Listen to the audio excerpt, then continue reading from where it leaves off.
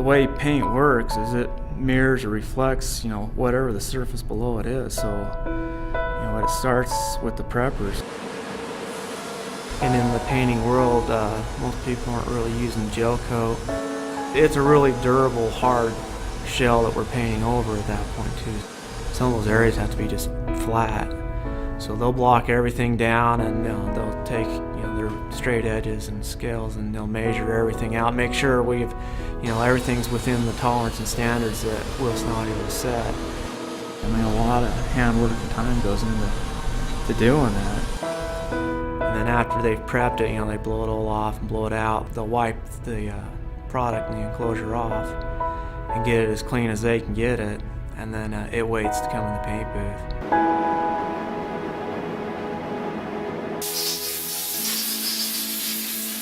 Once I get the booth loaded up, I'll blow it off. Then we have what's called a tack rag. It's just really sticky, and it'll just start to pull up any dust or anything that's caught up in the side of the enclosure. And then after that, one more time with the air hose, we'll blow everything off, and then we're ready to start. One purpose of the sealers is just to get everything kind of to a solid, uniform color.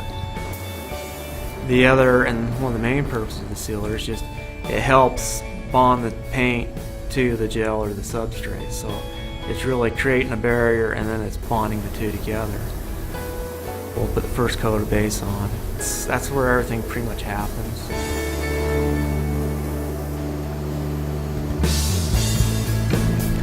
And after that, I'll go back over and we'll look over each individual piece, every surface. And that's kind of what drives me is, as we're painting, we're constantly changing our technique and that, just to improve the process. 'Cause it gets down to just a small little change, the air pressure, or how much fluid we're putting out of the gun, or the distance from the enclosure can suddenly make a big difference in what the finish and the outcome will be. So, and then I'll put the second coat of base on, and usually the time I put the second coat on, it's pretty much there. And once we're done with the base coat, we'll come back in, we'll put 3 coats of clear on there. Everything can be done just a little bit better, so it's just constantly trying to improve and take it to the next level. So, there's a level of quality and a standard there that, we have here at Wilson Audio. I think, our guys, it's like we don't want just a nice speaker, we want it to be beautiful. Absolute, and they know that if they do it right and it comes in here and gets painted, the end result is just, it's a work of art.